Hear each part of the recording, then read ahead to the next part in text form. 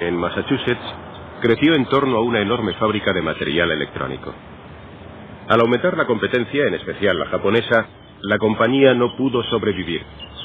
La fábrica cerró sus puertas y pareció que North Adams moriría con ella. El extraordinario plan creado para salvar a la ciudad incluye la transformación de la fábrica abandonada en el mayor museo de arte contemporáneo del mundo. ¿Cuál es la reacción del ciudadano medio ante la idea de un museo en North Adams? La reacción habitual es que no se les ocurre un lugar menos apropiado para un uso menos apropiado. En el anterior programa vimos el Museo Utsukushi-ga-hara, un museo de esculturas a 1000 metros de altitud en las montañas de Nagano, en Japón. Y este es el puerto de Yokohama, que está siendo rellenado con tierra para convertirse en una extensa megalópolis. Esto podría tomarse por la terminal de un aeropuerto. En realidad es el vestíbulo de una galería de arte. Ni siquiera es necesario ir a mirar los cuadros. La tecnología se ocupará de eso. ¿Qué es el museo actual? ¿Un lugar de enriquecimiento espiritual o un punto turístico? ¿La comunión con el infinito o la ocasión de hacer una foto? ¿Una experiencia instructiva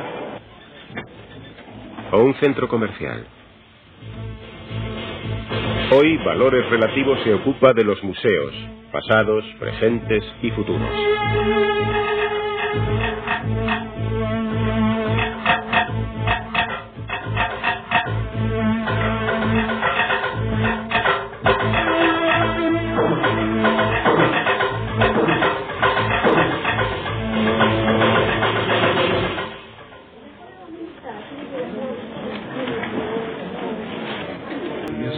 Un museo es, podríamos decir, una especie de experiencia espiritual. Y es como una prueba para nuestra sinceridad y nuestra bondad. En un museo sabemos que nos encontramos con las obras más sublimes de nuestra especie, y eso requiere un tipo de actitud y de experiencia especiales para que podamos ser capaces de apreciarlo.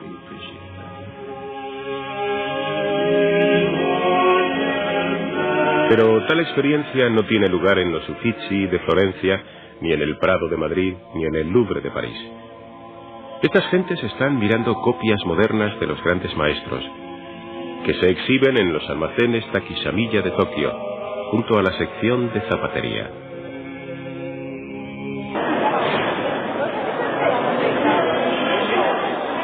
Esta es la auténtica Mona Lisa, y estos devotos se encuentran en el Louvre de París.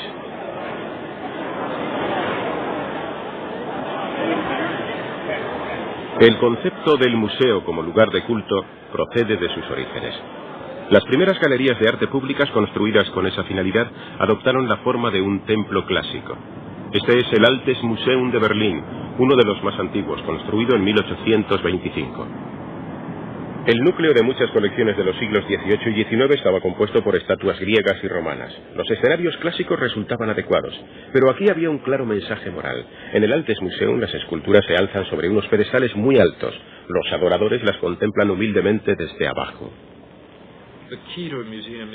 La clave de un museo es una paradoja. Creo que uno debe mirar con curiosidad, de modo inquisitivo, incluso con cierto escepticismo, frente al arte moderno y también frente a todo el arte. En realidad yo creo en el museo como templo. Me gusta subir por una gran escalinata para llegar hasta el museo. Creo que el arte debe exhibirse en un ambiente que se adapte a él lo más posible, que dé sensación de grandeza, de que el arte está en un plano elevado, de que el arte es la expresión más elevada de la conciencia del hombre. Al visitante no le apetece pasar de la calle a un sitio vulgar y corriente. La National Gallery de Washington fue construida en los años 30 por el coleccionista de arte y filántropo Andrew Mellon. El Metropolitan de Nueva York fue fundado a finales del siglo XIX por un grupo de clérigos, benefactores sociales y políticos sindicalistas. Ellos también sentían que tenía una finalidad moral. Fue después de la Guerra Civil en Estados Unidos. Se produjo cuando la revolución postindustrial. Se tenía conciencia de la corrupción de la sociedad y los administradores del museo buscaban en realidad un arte, pienso que erróneamente, que consiguiese elevar y mejorar al pueblo. Es fascinante escuchar cómo el director de un museo rechaza esa versión del arte. A Guérin le encantaba el arte. Dígame, ¿qué es lo que consigue el arte? No lo sé. Conozco a muchos conservadores de museos que tienen una gran visión, un gusto estupendo, que pueden comprar magníficos cuadros y esculturas y que se visten con un gusto horrible. En realidad no creo que el arte perfeccione un montón de cosas.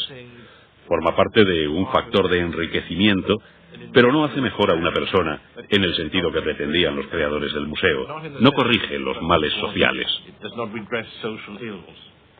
Los fundadores de la National Gallery de Londres tenían la esperanza de que el arte podría corregirlos. Parece que el gobierno pensaba que, de veras, estaban construyendo un museo británico. El museo británico no permitía la entrada de niños, pero desde el principio Lord Liverpool, el gran primer ministro conservador de la época, estableció que los niños de pecho pudieran entrar. Porque si no se permitía la entrada a personas con un bebé en los brazos, los pobres no podrían ir nunca al museo, ya que no tenían con quién dejar a sus hijos.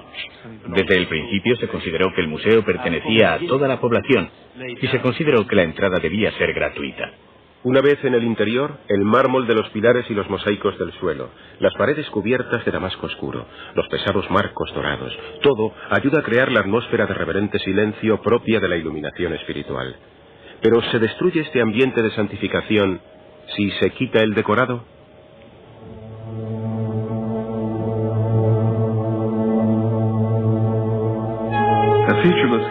Una galería sin rasgos distintivos, con paredes blancas en las que solo hay luces y puntos de iluminación. El suelo puede estar enmoquetado o no. La iluminación es uniforme, no hay focos, y si es posible tampoco sombras. En la pared hay varios lienzos colgados al nivel medio de la vista. Cada lienzo tiene por lo menos 1,5 metros de diámetro o más, dependiendo del espacio disponible. Los marcos nunca tienen más de 5 centímetros de ancho, a ser posible menos. Junto a la esquina inferior derecha de cada cuadro hay una etiqueta con los datos. Los datos están impresos de manera discreta y es necesario que el espectador se acerque bastante para poder leerlos. Todas las etiquetas son del mismo tamaño y se colocan a la misma distancia de los lienzos. En una serie definitiva de ensayos, el experto en instalaciones Brian O'Doherty demostró que el cubo blanco estaba tan cargado de significado como cualquier templo artístico de los siglos XIX o XX. Es como esas fotografías que salen en las revistas de arquitectura, en las que no aparece ni un alma. ¿Cuál es la escala? Dios lo sabrá y el arquitecto. Pero el espectador solo ve esas paredes bonitas, limpias, desinfectadas, idealizadas, entre las que un observador resultaría como un contaminante. Un espectador portador de nuestras sucias vísceras y de nuestras personas malolientes acabaría resultando algo del todo contrario a la ideología de la perfección, que es lo que la galería, a su vez, trata de transmitir. El concepto del cubo blanco comenzó en el MoMA, el Museum of Modern Art de Nueva York. Fue fundado en 1929 en gran parte gracias al entusiasmo de un grupo de mujeres ricas de Nueva York, entre las que figuraba la esposa de John Rockefeller. Nuestras galerías de cubos blancos tienen en cierto sentido el espíritu de los antiguos apartamentos privados en los que estuvieron colgados estos cuadros. Pensamos que se trata de cuadros que fueron pintados para espectadores individuales. Estaban hechos para el diálogo privado y no se dejan ver bien en grandes espacios. Antes había una disonancia de marcos en la galería y mi predecesor, William Rubin, trató de crear una política uniforme de estos, para evitar la distracción que causaban algunos grandes marcos dorados con los que llegaban muchos cuadros procedentes de coleccionistas. Hay un cierto deseo de conseguir lo que se podría llamar purificación o simplificación para que los cuadros se expresen por sí mismos. Bill Sykes, quien digamos de paso fue un gran conservador del MoMA, organizó una exposición de Monet en la que quitó todos los marcos y colgó los lienzos desnudos en la pared para resolver ese problema concreto. Resultaban horribles, pero era lo que había que hacer en un determinado momento. Las paredes blancas aspiran a una neutralidad que en cierto modo permite declarar que todo lo que contienen es arte, por poco artístico que pueda parecer y por muy mundano que sea. Esto es Equivalente 8, de Carl André. Esto es Tres Palets, de Oculi Medium Multis, y esto se llama rueda de bicicleta. Aquí en el MoMA este y otros objetos encontrados de Marcel Duchamp están solemnemente expuestos y etiquetados. Fue Duchamp quien inició este proceso en 1917 cuando envió un urinario firmado por R. Muth a una exposición pública. No había un jurado, pero la gente que la organizaba dijo que no se podía exhibir. Después de aquello encontré lo que se llama botellero, que era un secador de botellas fabricado, hecho de hierro. Yo solo lo elegí. Y esa es la definición de lo que es ready-made. La elección del artista es suficiente para trasladar un objeto de su forma funcional o industrial a lo que se supone que es algo estético, aunque sea muy diferente de la estética en general. Ahora los artistas crean obras directamente para el museo. Están trabajando para una especie de abstracción. Están trabajando para un lugar cuya condición es más vaga día tras día.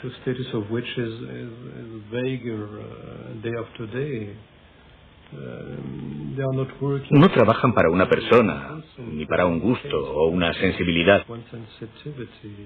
Trabajan para una especie de poder abstracto, que es el poder de los museos y de las gentes de los museos.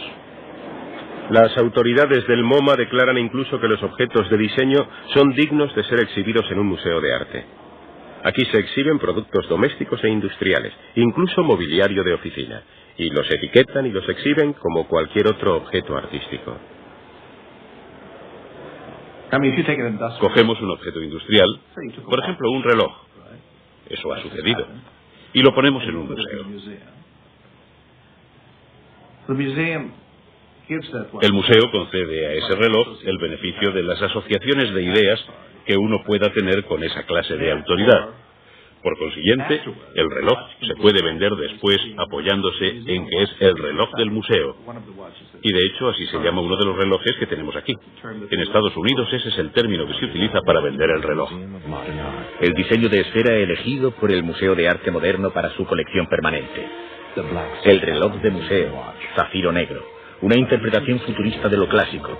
El reloj de museo. El reloj de museo, zafiro negro, de Movado. Lo que quiero decir es que si un músico toca en el Carnegie Hall, quiere decir que tiene que está por encima del nivel. Eso le hace cambiar de situación. Supongo que las obras que reciben este respaldo del museo, en teoría al menos, ascienden a un nivel superior. Ciertamente se encuentran en la mejor de las compañías. Varias de las madres fundadoras del MoMA habían sido grandes coleccionistas privadas. Habían sabido reconocer y adquirido lo mejor del arte contemporáneo mucho antes de que otros compradores americanos se pusiesen al día. Con esa ventaja inicial, el primer conservador del museo, Alfred Barr, fue capaz de dictar las leyes del arte del siglo XX, desarrollando su propia autoridad individual. Supongo que una de las cosas más características de nuestra institución es que de verdad pensamos que en cualquier momento los visitantes del museo deberían poder entrar por la primera de nuestras galerías y salir por la última con una visión sinóptica de la historia del arte moderno desde el año 1880. Por ello sentimos una cierta obligación de cubrir muchos campos: surrealismo, dada, expresionismo abstracto, etc. Durante muchos años ha habido una lectura única del desarrollo del arte moderno, desde Cézanne y Picasso hasta el momento presente. Y yo pienso que ese es un punto de vista que fue formulado en gran parte por Alfred Barr y difundido a través del Museo de Arte Moderno en sus exhibiciones. ¿Cuál cree usted que fue el propósito de la nueva disposición de los cuadros? ¿Qué trataban de conseguir cuando lo hicieron? Creo que lo que traté de conseguir fue el reconocimiento de que hay muchas lecturas diferentes, tanto del arte actual como del arte del pasado.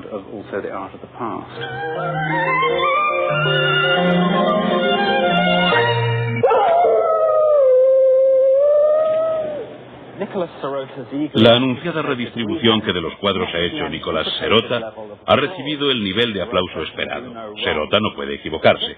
Su historia mezcla la diplomacia con el radicalismo. Es bastante insólito que una galería de arte sea noticia de primera plana, pero eso es lo que ocurrió cuando el nuevo conservador de la Tate decidió repintar las paredes y cambiar de sitio los cuadros. En estos momentos el debate acerca de la nueva disposición de los cuadros está en su punto álgido. Creo que nuestro público es un público cada vez más preparado. Ve más arte en la televisión. Va a visitar galerías con mayor regularidad que hace 10 o 15 años. Y por consiguiente, espera más de una galería pública, como la Tate. Creo que espera estar más informado. Espera en realidad ver yuxtaposiciones de cuadros, sentirse emocionado por lo que ve y sentirse estimulado y comprometido con lo que ve. Es importante que cuando uno venga a la Tate a ver el siglo XX, sea consciente del hecho de que está en Londres y no en París o en Nueva York. Con eso quiero decir que creo que la gente viene con la esperanza de ver cómo el arte británico juega un papel en la amplia historia del arte internacional del siglo XX. Y creo que esta nueva forma de colgar los cuadros ha ayudado a reforzar el papel que han jugado los artistas británicos. No tanto en el sentido de que hayan llegado terceros en la carrera, por ejemplo, sino en el sentido de intercambio de ideas a través del canal o a través del Atlántico, o de nuevo a través del canal. Somos una isla y es muy interesante ver cómo han reaccionado los artistas ante lo que está ocurriendo en la Europa continental y al otro lado del mar en las Américas. Solo 2 kilómetros más al norte nos encontramos con que incluso la Augusta National Gallery se encuentra inmersa en una importante redistribución de los cuadros, impulsada por la inminente apertura del ala Sainsbury. Es la primera vez en 16 años que han reorganizado el museo a tan gran escala. ¿Te parece que está demasiado alto? No, no lo creo. Creo que queda muy bien a esa altura. Tuvimos que embarcarnos en una reorganización de toda la colección, en una nueva forma de colgarla. Eso significó que todos los conservadores tuvieron que volver a hacerse la pregunta otra vez. ¿Qué historia estamos tratando de contar con los cuadros que tenemos? Y una cuestión aún más difícil. ¿Qué cuadros deben emparejarse? Esto nos plantea el problema de que si colocamos este Pordenone tal como está, resulta muy interesante colgado junto a la Virgen. Pero lo que en realidad vamos a hacer es colgar una prostituta al lado de la Virgen. ¿No es así? ¿Te importa? Creo que no queda demasiado mal, aunque a veces esas cosas desentonan bastante. Es un cuadro muy difícil de colgar. Algunos cuadros serán colgados en agrupamientos poco comunes, incluso excéntricos, para desafiar la imaginación de los espectadores, invitándoles a establecer sus propias relaciones. Hemos tratado de buscar el lugar donde los grecos resultasen mejor, donde resultase más claro por qué el greco pintaba como lo hacía. Y decidimos probar a colocarlo al lado del artista veneciano que más influyó en él, Tintoretto. La expulsión de los mercaderes del Greco tiene muchísimo sentido al lado de este cuadro. No sé lo que piensas tú, pero resulta maravilloso. Las escalas de las figuras son muy similares. Hay una afinidad clara entre los colores y sitúa al Greco en un contexto que quizás no tuviese en la sala de pintura española. Después nos preguntamos si podríamos intentar lo mismo con algunos cuadros alemanes difíciles de colocar. Tenemos algunos Elsheimer estupendos. Elsheimer también estuvo en Venecia. Elsheimer también trabajó con Tintoretto. Y descubrimos con asombro no solo que Elsheimer funciona igual de bien que el Greco al lado de Tintoretto, sino que resulta que el Greco y Elsheimer tienen mucho en común. Hay justo la misma luz en el Tintoretto y en el Elsheimer, y claro, también en el del Greco. Se puede ver que estos son cuadros monumentales a pequeña escala, y eso antes no se podía ver. Antes no se podía ver eso, pero sí ahora que están en una sala más pequeña. Podemos acercarnos a ellos y examinarlos tal y como lo habrían hecho antes. Yo pienso que la tarea de un director de museo en estos momentos consiste en convencer a la gente para que se detenga y se siente delante de un cuadro. Y eso es algo muy difícil, porque todos los incentivos le llevan a moverse lo más posible, no a concentrarse en cada cuadro. Creo que toda nuestra política puede resumirse en ese objetivo. Durante la guerra se trasladó a Gales toda la colección y cada mes traían un cuadro que se exhibía al público. Resulta difícil imaginar el impacto de todo este edificio vacío con un solo cuadro. Pero lo que realmente se consiguió fue crear un hábito por parte del público de venir a ver solo un cuadro y de volver otra vez para contemplar otro diferente. En el otro extremo de la escala está el concepto de la totalidad del museo como espectáculo. El Musée d'Orsay ocupa un lugar privilegiado en las orillas del río Sena. Fue en tiempos una estación de ferrocarril, la Gare d'Orléans. Permaneció vacío durante muchos años y resultó un edificio tentador utilizado como plató cinematográfico por Orson Welles y Bertolucci. Jean-Louis Barrault tuvo un teatro aquí. Al final, el edificio fue destinado a albergar la formidable colección impresionista y posimpresionista que antes se mostraba en el Jeu de Paume. Durante la reconversión, hubo que adaptar las galerías a la estructura original del edificio, y la exhibición del mismo edificio es la razón de ser fundamental del espacio central del Musée d'Orsay, el vestíbulo de la estación original. Las galerías se han creado en cubículos situados bajo los pasillos de piedra, y todo el diseño respeta sin interrupciones la bóveda de cañón de acero y cristal de 31 metros de altura. A mí me disgusta una institución donde el espacio, como arquitectura, adquiere prioridad sobre los cuadros. En realidad pienso que un museo debe ser un recipiente para los cuadros. Lo que me disgusta de muchos museos recientes, y creo que en el Musée d'Orsay se dan algunas de estas circunstancias, es que están diseñados principalmente como espacios teatrales para visitar y que después se coloca el arte en los rincones, junto a lo que sea.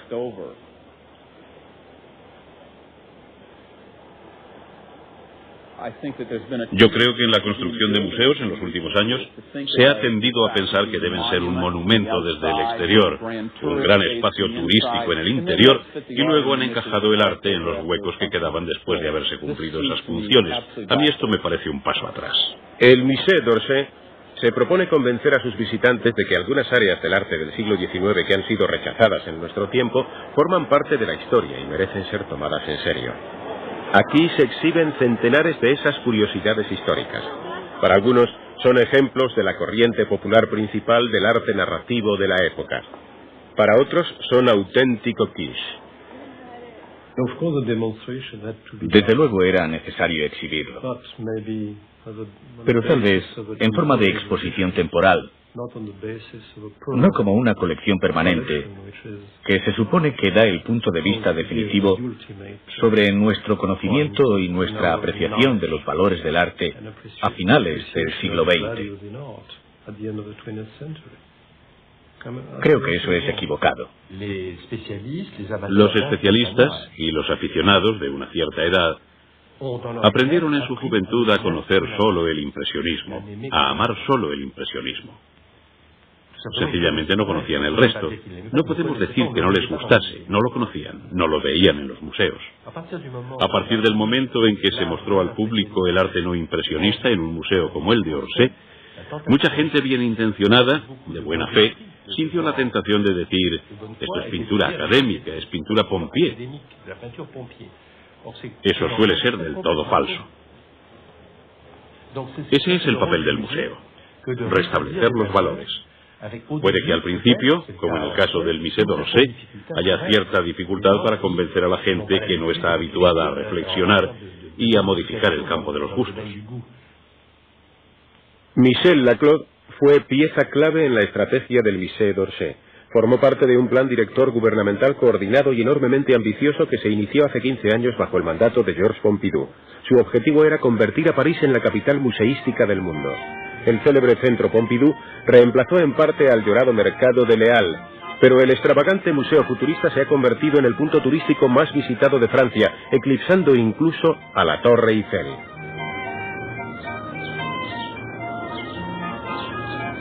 Más tarde, cuando París se había recuperado del centro Pompidou... Es absurdo, dijeron, cuando el Louvre tuvo que firmar un contrato con un grupo de montañeros para el mantenimiento y la limpieza de los cristales. La inauguración por el presidente Mitterrand de la nueva entrada al Louvre permitió que el público emitiera su juicio en la controversia arquitectónica que dividió a Francia. El arquitecto norteamericano I.M. Pei fue crucificado por la prensa francesa cuando reveló sus planes. La pirámide de Pei ha sido considerada en París como una afrenta a uno de sus más grandiosos edificios. Según una frase famosa, Es como un grano monstruoso en la cara de un amigo muy querido. Los parisinos se mostraban suspicaces ante lo que parecía por encima de todo un claro enfoque mercantil. Yo creo que podemos aprender algo de Disneylandia. Algo. Lo que encuentro más interesante es el manejo de la muchedumbre, y en este caso utilizo la expresión manejo de la muchedumbre como algo muy ingenioso. He aprendido mucho de eso.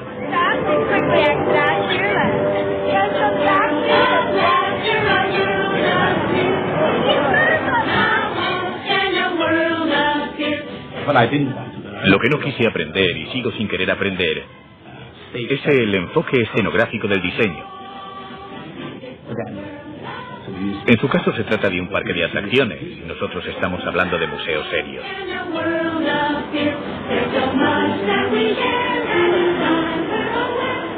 La pirámide es una complicada estructura de manejo de masas en el corazón del complejo del Louvre.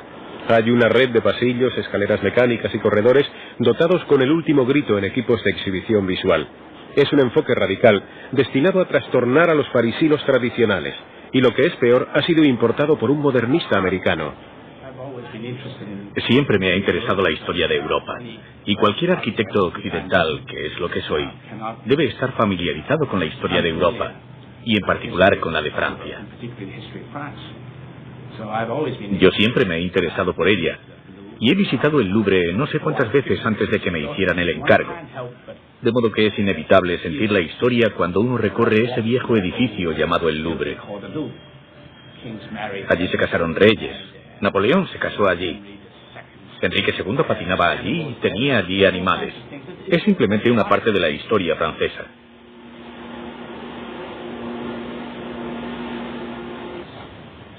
El Louvre fue construido como palacio real.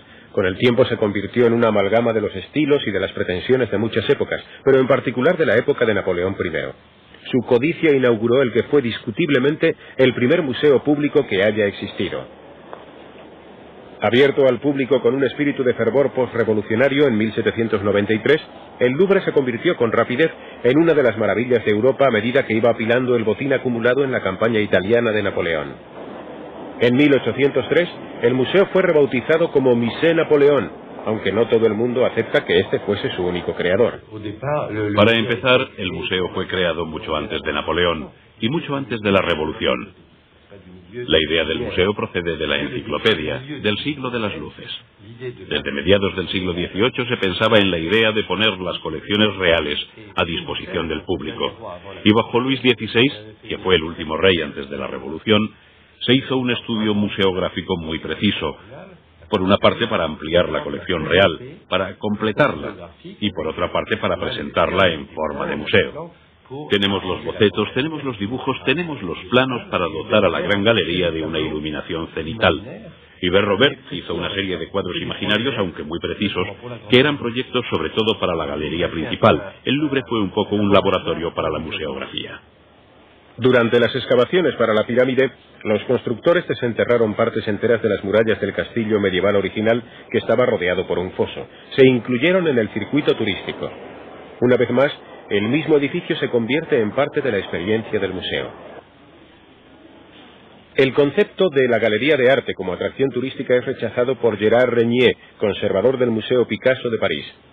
Es el único jefe de un museo al que entrevistamos que parecía no querer realmente más visitantes. Cuando entré en los museos de Francia, en concreto en el Museo de Arte Moderno, en el 66, el museo era un lugar para el aficionado y para el conocedor. Una exposición de Max Ernst, por ejemplo, no conseguía más de, digamos, 5.000 visitantes. Ahora, como usted sabe, nos enfrentamos a cientos de miles de visitantes para cualquier exposición, sea cual sea el tema, el asunto o las obras, sea cual sea su seriedad o la calidad de la exposición. Nos encontramos con un fenómeno de la sociedad y no con un fenómeno relacionado con el gusto o el placer estético. El fenómeno de las exposiciones con asistencia masiva comenzó a principios de los años 70 con los tesoros de Tutankamón. Las exposiciones como esta se han convertido en una parte esencial de la estrategia de los museos hoy en día. Cuando el Museo de Washington organizó en 1985 la exposición Tesoros de las Mansiones Británicas, vaciando casas aristocráticas para una suntuosa exhibición de riqueza y poder tradicionales, se colocó muy alto el listón. Esta noche nos hemos reunido por un motivo muy feliz, para celebrar los tesoros de las mansiones británicas, tal vez la exposición más suntuosa que se haya montado jamás. 5 siglos de logros británicos, 5 siglos de elegancia, belleza y encanto. Únanse a mí en un brindis por su majestad la reina.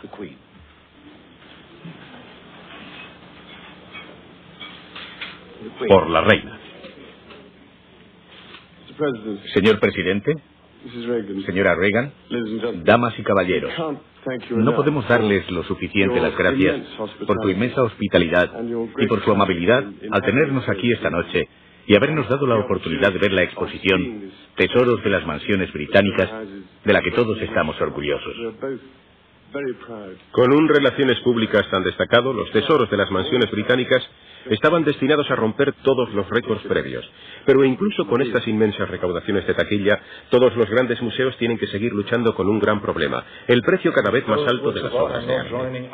Durante los años 70 y 80 parecía incontrolable, y los directores de los museos más poderosos de América se reunieron en el Guggenheim para analizar su difícil situación. Es interesante, y yo llevo en este negocio más de un cuarto de siglo, ver cómo han cambiado las cosas. Recuerdo cuando Ivan, su predecesor, andaba en negociaciones, cuando se consideraba la posibilidad de comprar Aristóteles contemplando el busto de Homero de Rembrandt, Juan de Pareja, de Velázquez o incluso la Terrassa Saint-Adresse, y se hacían listas de quién era la competencia. En todos los casos, la competencia eran otros museos. No se nos ocurría el nombre de ningún coleccionista privado. Decíamos, es la National Gallery, es Cleveland. El Kimbell aún no funcionaba. Ahora ha habido un cambio radical. Hemos llegado no ya a los coleccionistas privados, hemos llegado a un punto en el que toda la cuestión de las adquisiciones, en especial mediante subastas, resulta tan imposible que ya ni siquiera lo intentamos. Creo que en los años 80 pasamos por un periodo donde sin duda los coleccionistas se pusieron en cabeza, tanto en lo referente a sus posibilidades de adquirir obras antes que los museos, como en el trato directo con los marchantes y los artistas, pasando por encima de los museos, ya que podían pagar más o podían hacerlo con más rapidez. Y ahora creo que hay una caída del mercado, o al menos una parada de este. También creo que hay un ambiente que ha cambiado en general y que hace que la gente vuelva a fijar otra vez su atención en los museos. Es obvio que solo van a seguir prestándoles atención si los propios museos se vuelven activos y presentan propuestas e ideas, y desde luego, si se las arreglan para adquirir obras que puedan contribuir al diálogo acerca del arte contemporáneo. No creo que la gente siga viniendo si nos quedamos cruzados de brazos y esperamos a que venga a asistir a nuestro espectáculo. Pero los museos todavía tienen que cortejar a los grandes coleccionistas con la esperanza de poder adquirir sus tesoros. Al principio de nuestra serie vimos cómo William Annenberg acababa de legar su colección al Metropolitan de Nueva York, aunque imponiendo unas condiciones muy rigurosas sobre cómo se deben exhibir sus obras en el futuro. Otra vez el debate acerca de la forma de colgar los cuadros, en el cual, según dicen algunos, no se deja tomar decisiones a las personas pagadas para tomarlas.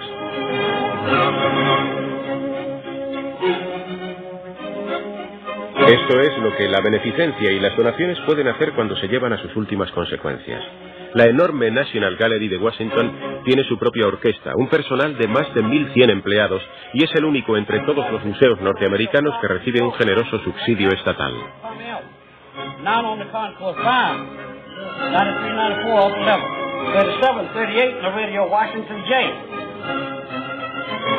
El nombre de Andrew Mellon ha aparecido con regularidad en estos programas. Él fue el fundador de todo esto.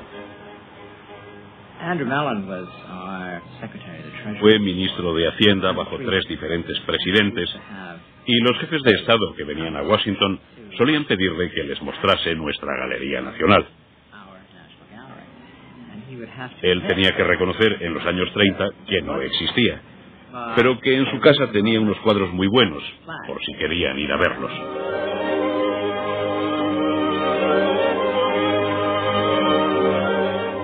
La colección privada de Mellon acabó en la National Gallery y él convenció a otros coleccionistas y benefactores para que legasen sus cuadros a cambio de un pedacito de inmortalidad.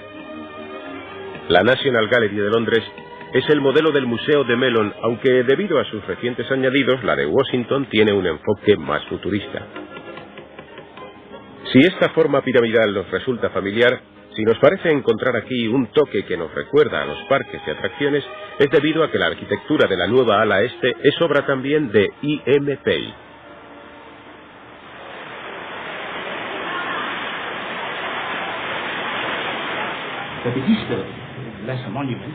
Este edificio es menos un monumento que un lugar para comprometer al público.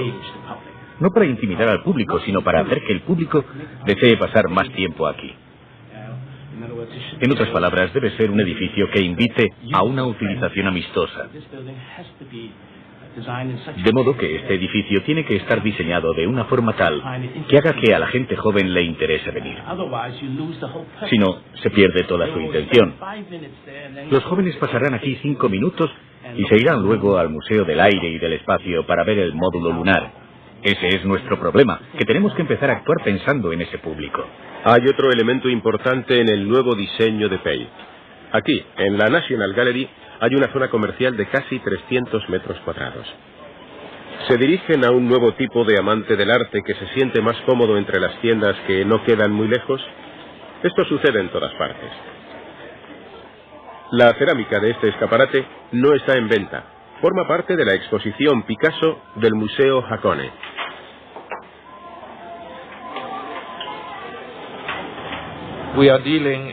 Tratamos con una generación que está acostumbrada a los grandes escaparates de la Quinta Avenida, del Faubourg Saint-Honoré, de Bond Street, que está acostumbrada a que les presenten siempre las cosas de una cierta manera.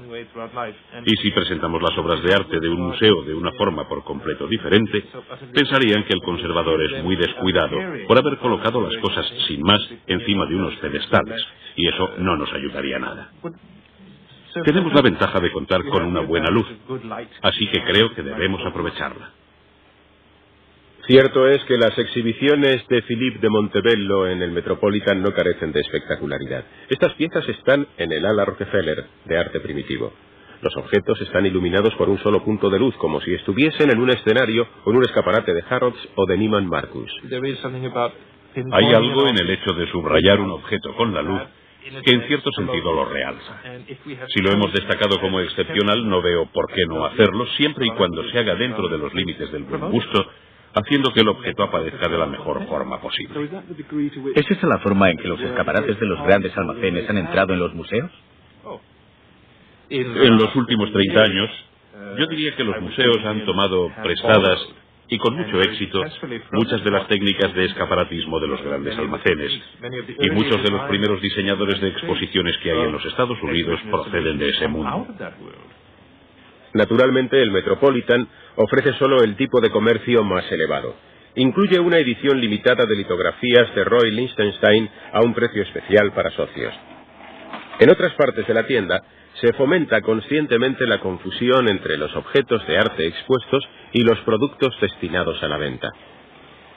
A pocos metros de la galería de objetos medievales de plata y de peltre, hay unos objetos similares sobre el mostrador de la tienda, para cuya identificación se utiliza el mismo etiquetado y la misma tipografía que se encuentra en todo el museo.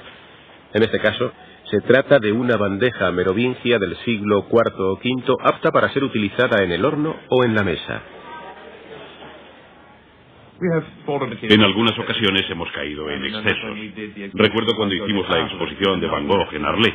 No dejamos espacio suficiente al final de la exposición, donde estaba el gran autorretrato con la oreja cortada, que es un momento muy emocionante. Había poco espacio desde allí hasta las cajas registradoras. En otras exposiciones posteriores, siempre hemos instalado una especie de cámara de descompresión, una zona en la que uno no se encuentra de repente con los aspectos comerciales. Pero en general yo creo que lo hemos hecho con buen gusto.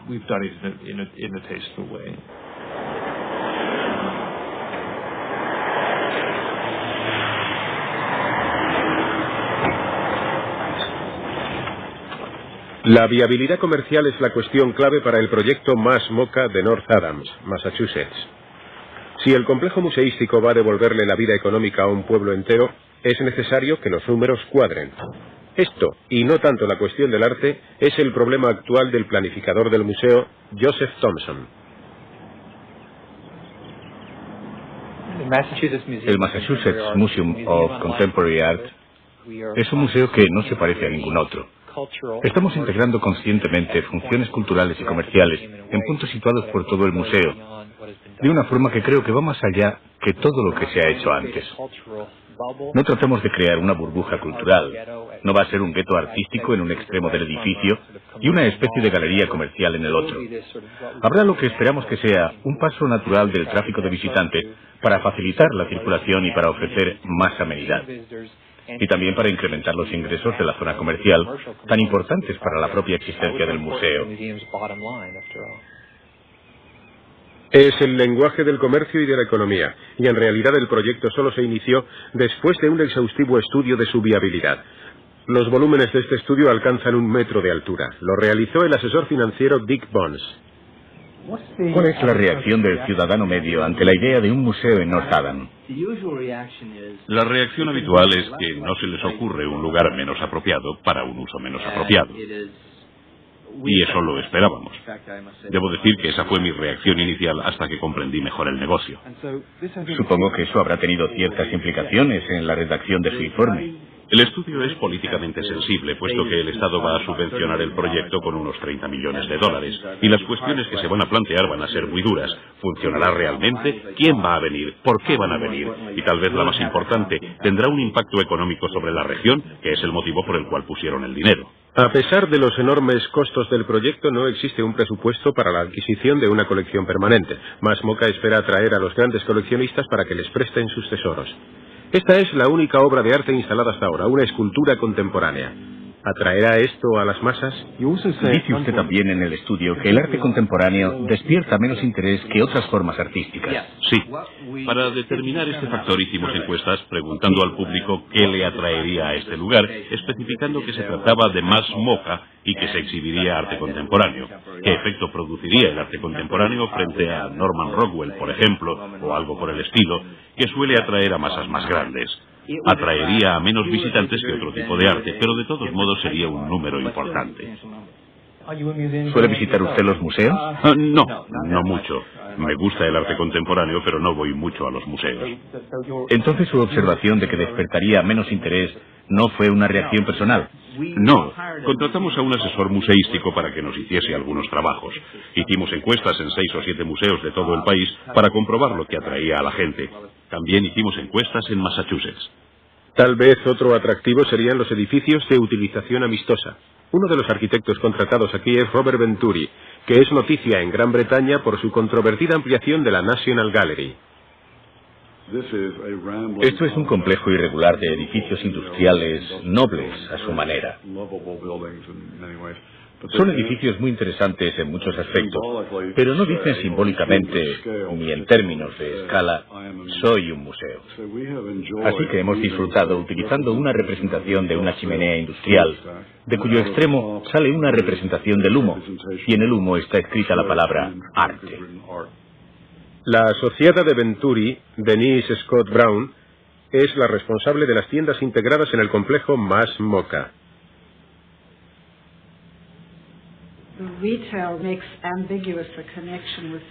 La venta hace ambigua la conexión con la ciudad, pero también tiene un tipo de relación diferente con el arte. Si tomamos la National Gallery de Washington, por ejemplo, la gran cafetería está asociada al túnel. No se la ve cuando se entra al ala este o al ala oeste. El ambiente es muy diferente. Los puntos de venta están en lugares por los que pasa mucha gente. La planificación de la tienda no puede ser muy diferente de la planificación de una galería comercial. Hay que poner la tienda donde la gente compre de verdad y no pensar que se puede arrastrar a la gente. No solo el diseño de las tiendas forma parte del proyecto, sino también el diseño de las suites del hotel. Una vez más, se ha contratado a grandes nombres del diseño arquitectónico, como David Childs y Frank Gehry. El hotel está adosado al museo, de modo que uno puede asomarse a los balcones y ver el arte. Está tan conectado que es como si el museo formase una parte de tu habitación. Además, habrá exposiciones de arte en el hotel. El componente del hotel no es tan inhabitual. Los museos están integrando cada vez más una dimensión comercial. A mí personalmente no me molesta. Creo que está muy bien convertir el arte en algo que no sea terriblemente sagrado. No está en una iglesia. Yo no creo que alguien tenga que venir y hacer lo que hizo Cristo con los mercaderes del templo. No creo que tengamos que hacer eso. Pienso que el museo como templo es algo perfectamente correcto. No hacemos exposiciones móviles ni llevamos obras de arte a las escuelas en camiones, porque eso es como rebajarse. La gente lleva años diciendo que los museos en América son como catedrales. En cierto sentido, es verdad. ¿No desea que se conviertan en galerías comerciales? No, decididamente no lo deseo. La comercialización de los museos es algo que me molesta mucho. Es necesario que el Louvre siga siendo un lugar abierto y alegre, aunque relativamente tranquilo, ¿no es cierto? Que exista una sensación de libertad, de generosidad si quiere, pero sin que de hecho sea un templo, aunque tenga una cierta deferencia. Yo pienso que cualquier museo es en cierto sentido un lugar aparte. No quiere ser una sala de cine ni un campo de juegos. Es un lugar especial. La señorita de Aviñón es un cuadro desafiante y complejo y no puedo reducirlo a algo atractivo para unas gentes a las que no les interesa.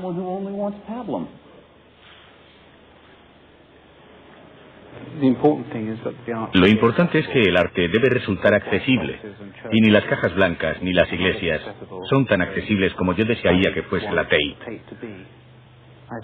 Lo cierto es que no quiero poner barreras al público que contempla las obras y que saca de ellas algo que afecta a sus vidas.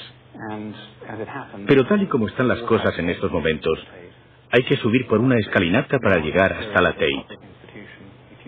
Creo que estaríamos más de acuerdo con el espíritu de una institución pública si se entrase al nivel de la calle, si sintiéramos que esos cuadros no están dentro de una especie de templo.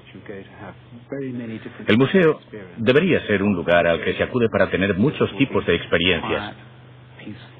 A veces estas serían silenciosas, pacíficas, contemplativas, y otras serían ruidosas, insolentes, vulgares, y en cierto sentido sociales. Nosotros tenemos que ofrecer ambos tipos de experiencia. Yo creo en el objetivo estético de las obras de arte. Hay una experiencia estética y lo que yo quiero que obtengan los visitantes es un diálogo con el artista, con el objeto, con el original, lo que sin duda será una experiencia muy elevada. Están comunicando estas personas. Con los personajes y los lugares representados en estas obras maestras, aunque aquí solo se trate de reproducciones, o con los grandes maestros, con los propios artistas. En el próximo programa, El tormento y el éxtasis, Valores Relativos se ocupa del artista genial.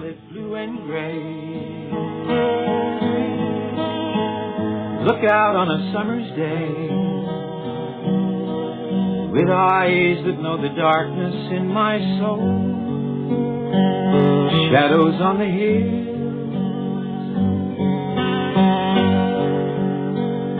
sketch the trees and the daffodils,